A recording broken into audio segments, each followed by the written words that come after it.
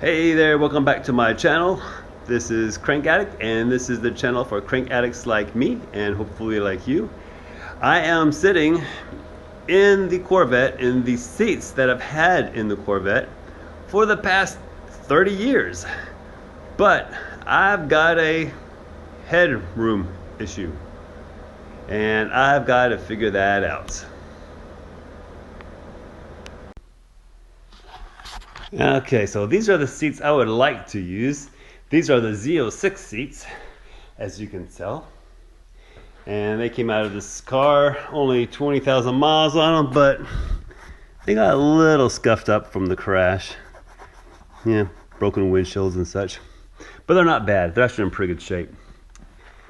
I don't know if they're as supportive as the Mustang GT seats, but having Z06 seats in a Corvette with a Z06 engine and a Z06 transaxle, that's kind of cool.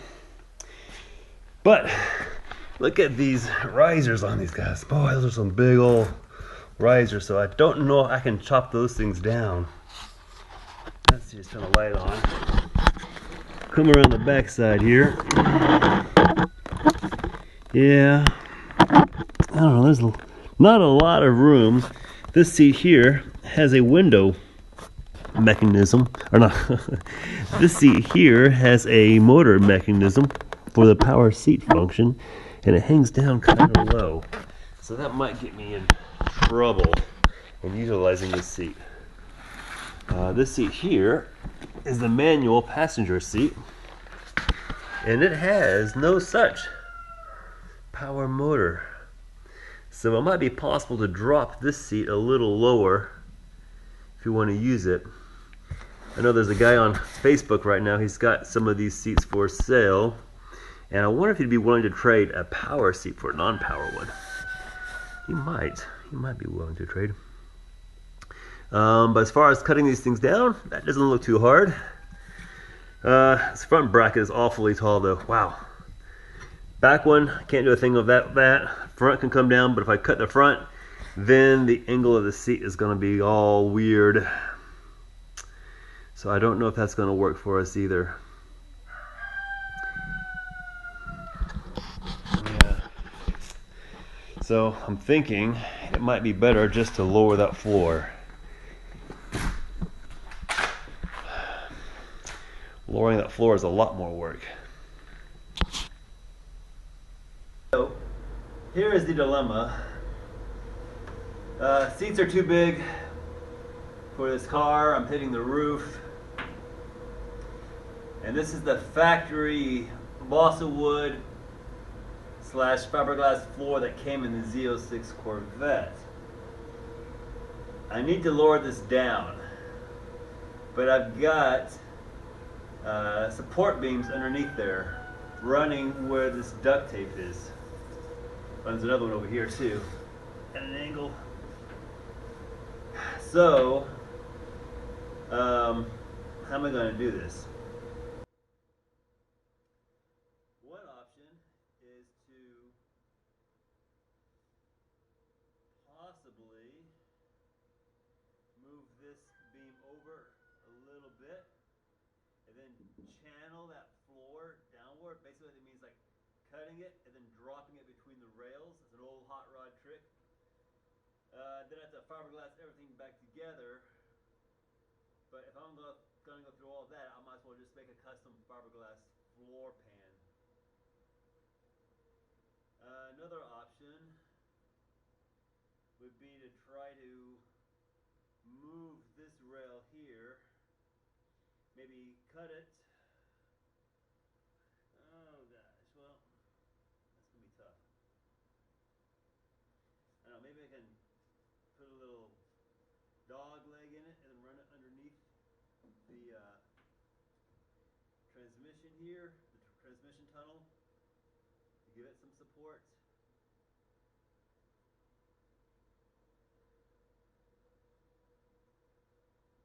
Yeah, I don't know.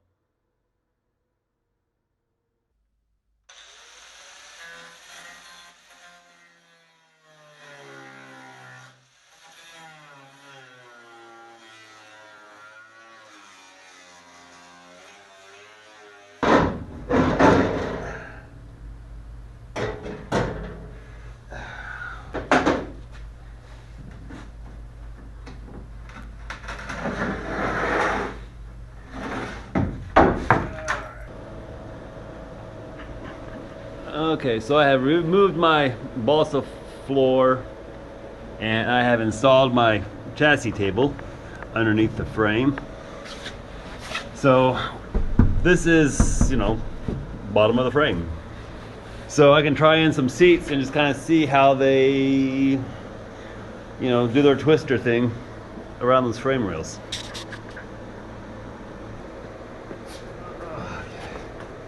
All right, this is the driver's side seat, but I think it'll work over here.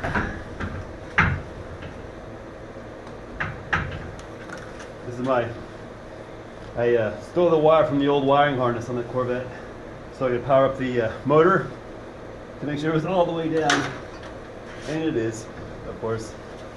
Well, it's definitely hitting on something there.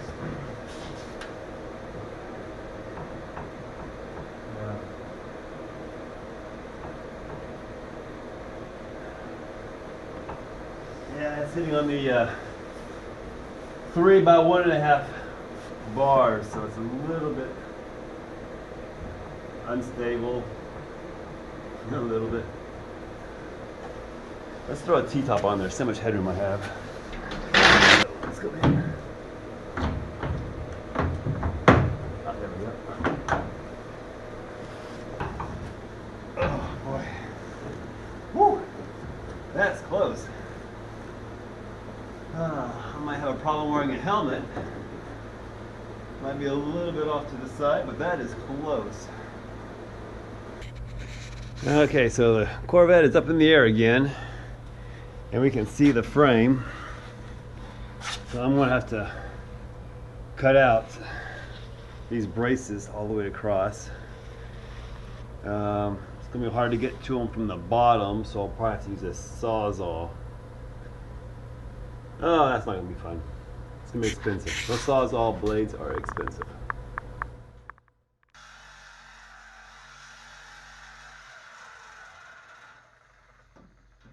So I cut out the reinforcements on the frame and I put this piece of OSB, no, that's not OSB, what do you call that? Particle board underneath as a kind of support.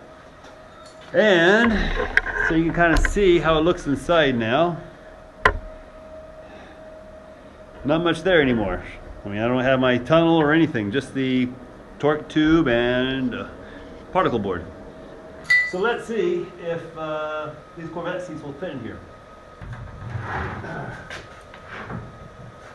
Let's drop that there. Leave the wires hanging out.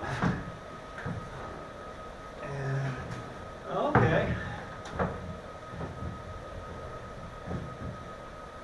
Hey, I've got at least 2 fingers down to the roof. I might be able to put the headliner back in. This is actually pretty good. So yeah, I think this is what I'm going to go with. I picked up probably maybe a whole 2 inches by doing this. So this is pretty nice. I think I can live with this.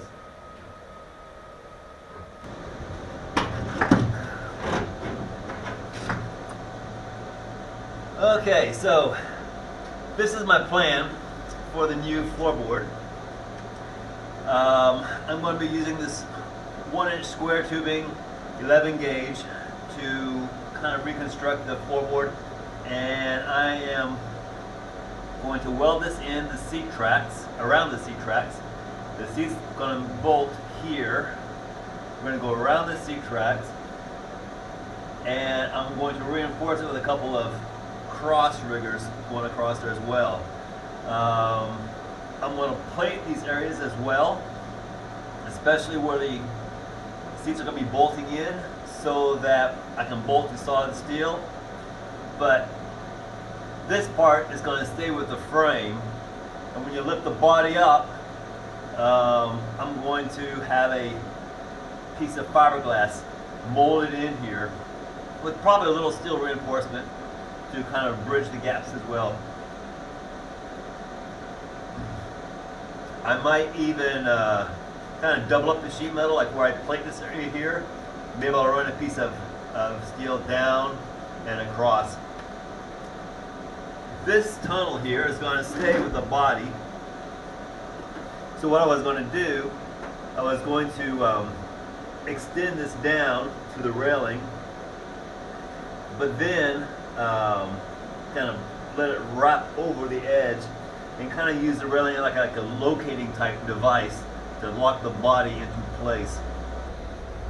Okay, so I got this funky support tacked into place now. I need to run some outriggers, probably in front of the front seatbelt mounts, and I need to figure out how to triangulate that somehow for maximum strength. That'll give the frame more twisty support, torsional support. All right, so this is the solution to my headroom problem. I got the rails going across here, supporting section across the middle. I think that's going to be decently strong because we're going to be getting the support from here to there to there. So you have almost like a triangle. Even though this is kind of bent oddly, it's not going to be receiving that much force. And this little bit of overhang here, I don't think it's going to be an issue because this seat is going to be well supported by the other three areas. I'm not sure if I'm going to take the fiberglass and run it over and down on this side, or if I'm going to keep it flat across there. Haven't decided that yet. The cross thing there isn't really in the way. If I decide to run it over and flat, that's not a problem. I am going to have to trim more of the original tunnel for a little extra foot room anyway. And as far as the cross bracing goes, what I've decided to do on that is just to run 1/8-inch plate underneath the frame and weld it in. I can't do that right now because I got to circumferentially weld these beams in on the frame, but when I get to that point, I'm just going to weld the plate underneath there. It's going to act as a torsional stiffening agent as well as a place to mount the seat. So I'll be running a plate across there, way back there, and then across this back section here, just like a little triangle. Make it like a diamond out of it, if you will. Not going to be plenty of rigidity. The footwell area won't need any extra reinforcement. That'll be fine. Yeah, honestly, I don't even think I got to reinforce that front section. That should be fine as well. Plus, I don't want it to interfere with the mounting of, I've got like these frame pieces that bolt in that run across for extra support, and I don't want to get in the way of that. The back side might be a little tricky, but we'll figure that out when we get there. But I think that's going to be the cleanest solution, just weld the plate underneath. So like I said, I got plenty of headroom here. I know you can't see the T-top on this side, but it's here. I've got at least 1 inch. My helmet rubs a little bit, but I can live with that. So yeah, I'm liking it. Next step is I have to put a floor in this thing. So I'm going to be doing a little trimming. I need to take a little bit more out of this side section here on my driver's side because the electric controls are kind of banging up against the fiberglass. I'd like to make more room for that. We'll see. I'm not positive yet, but we'll see how that goes.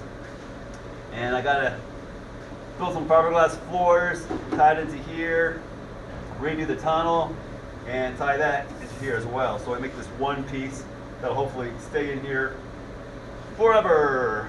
Oh, I got to cover up the transaxle too. Yeah, that's kind of a little too Fred Flintstone for me. So anyway, done with this video. Give me a thumbs up. Subscribe if you haven't, because there's going to be a lot more Corvette stuff coming. Thanks for watching.